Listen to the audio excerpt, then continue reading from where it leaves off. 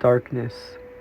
To my left was a dark, oily void, black tentacles seemingly reaching towards me. The sound of the dark silence was deafening. I got up from the cold grass, my hands frozen numb. I could barely feel anything in my body. My chest felt empty, organs still. I turned to my right, away from the darkness. There, on top of a small hill, a mansion. Old wood rotting away, lights inside faintly illuminated windows. I got up to my feet and walked to the entrance. The brown, moldy wooden door creaked open as I lightly pulled at it. The inside of the mansion looked surprisingly clean. The doors led to a large entrance hall. A large staircase split down the center, leading to the rest of the mansion. What caught my attention, though, was in between the two stairs. A massive grandfather clock, at least 20 feet tall. The piece of furniture loomed over me as if it was observing me. Hesitantly, I stepped foot inside. The grandfather clock let out a loud ringing noise and started swaying around the little thingy at the bottom.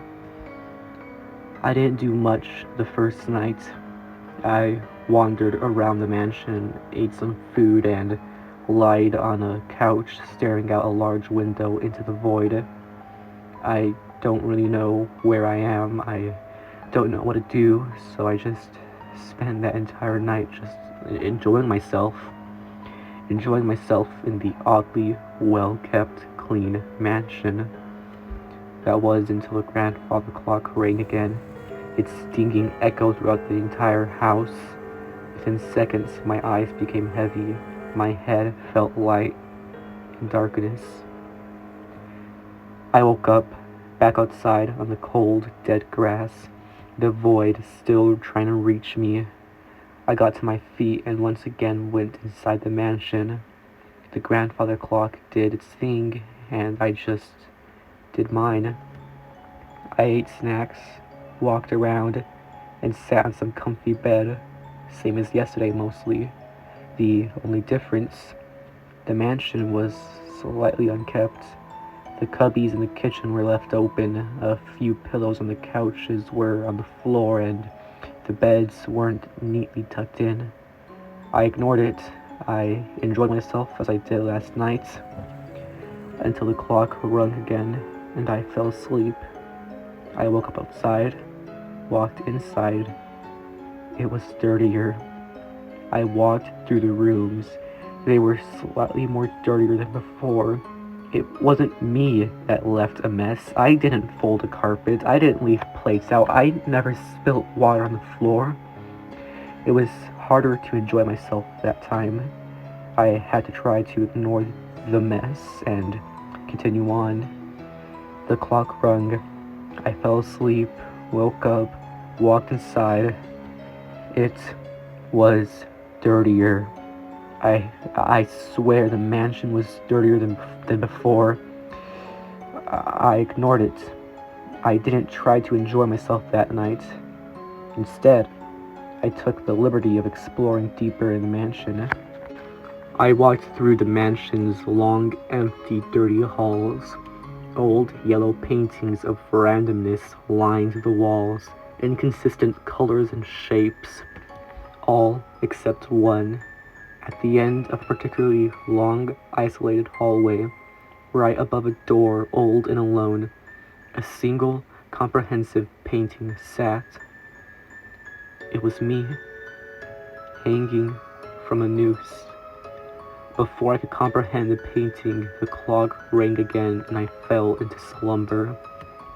That time when I entered the mansion again, I went straight to that door and the painting of me. Again, it was me hanging from a noose, alone, in the dark, with a chair kicked under me. Cautiously I approached the door and opened it. The room was empty. Empty excluding the noose and chair dead center. Quickly I slammed the door, closed it, and began to walk back. My heart my heart wasn't beating. I tried to catch my breath, only to realize there was no breath to catch. I felt my chest, no heartbeat. I felt the spot on my neck that would have blood pumping. There was no blood pumping. I looked at myself on the painting, unblinking for what felt like hours. My eyes didn't even feel dry. This entire time, I was blinking on instinct. I panicked. I ran back to the kitchen of the mansion, jumping over trash, clothing, and decorations left across the floor. I fumbled the drawer open and pulled out a knife. I looked at the blade. It was dirty, covered in some food item that no one seemingly had bothered to clean. I pressed the tip of the blade to my wrist and gently pushed it through my pale flesh. Nothing.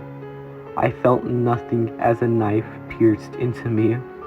In desperation, I pushed harder, the blade going deeper into my wrist. Nothing. I pulled it out and began making large cuts on my arm. Nothing. Not even the slightest pinch or sting. No blood dripped from my open wounds. I dropped the knife and looked at my mangled arm. Flesh and muscle barely holding on to the bone, blood vessels and tendons strung out. The grandfather clock echoed once again. I fell asleep. Waking up on the cold, dead grass, I immediately looked at my arm. It had been healed. Kind of. My arm was covered in scars, yet other than that, looked, felt, and worked just fine. The nights began to blur together after that. I tried to end myself a couple of times. No matter how much damage I did, I wouldn't feel a thing and would always wake up completely fine afterwards.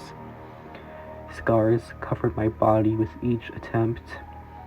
The mansion only got more messy with each passing night. Eventually the walls began to peel, the water from the sink smelled and looked like shit. The once decent snacks stopped replenishing, same with the eggs and meats. Didn't really matter to me, not like I felt hungry anyways. Eventually the mess got so bad I was ankle deep in some sort of trash at all times. The tables, counters, and couches, all covered in empty food boxes, plates, condiments, eating utensils, dirty pots and pans, and other forms of garbage. All things that I didn't leave behind. So I started to clean.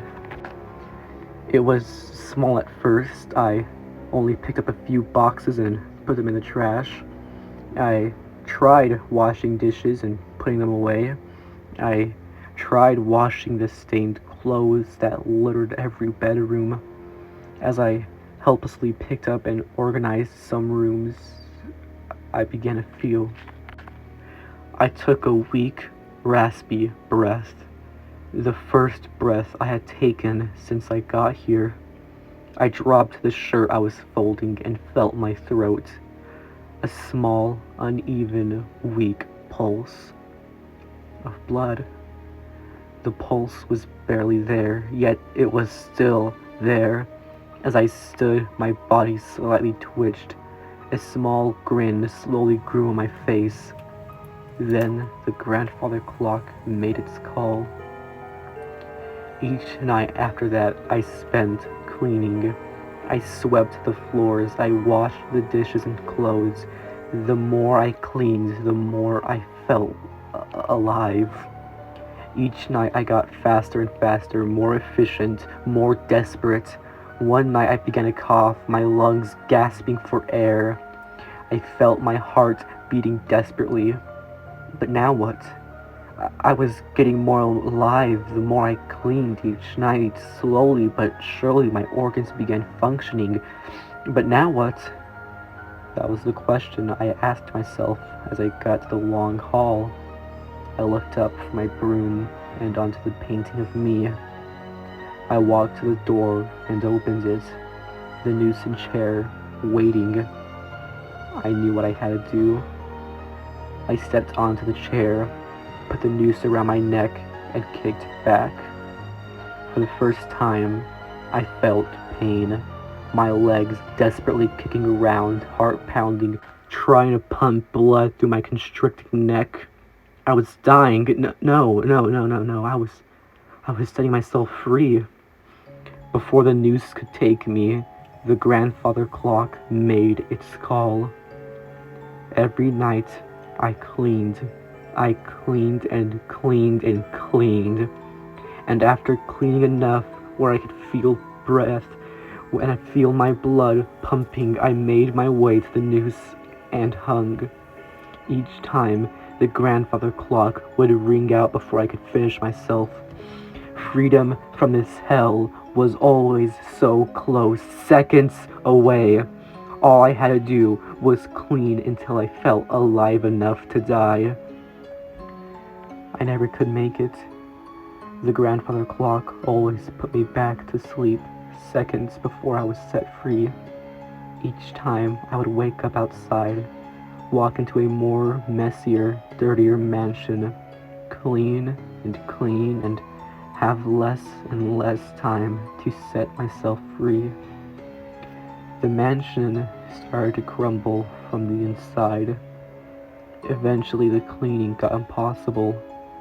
No matter how much I swept or mopped or organized, the feeling of life began to fade each night.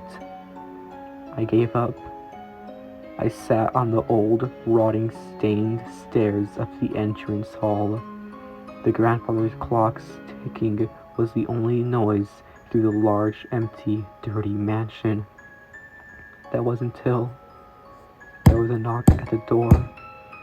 The knocking caught me off guard. If I still had a heartbeat, I'm sure I would have skipped one. Then another knock, only this time it was louder, more angry. I got up and looked at the front door in horror. The knocking turned into smashing against the door, whatever was outside, seemingly bashing its body against the door, trying to get inside, to get to me. The banging stopped abruptly. Silence once again. The thing on the outside seemingly giving up. I was safe, right? It couldn't get through the doors, I think. As long as I was in here, in the mess, alone, I was safe. I sat back down and looked behind me. The grandfather clock loomed overhead, ticking. It was only a matter of time before it rang, before I fell asleep, before I would wake up outside.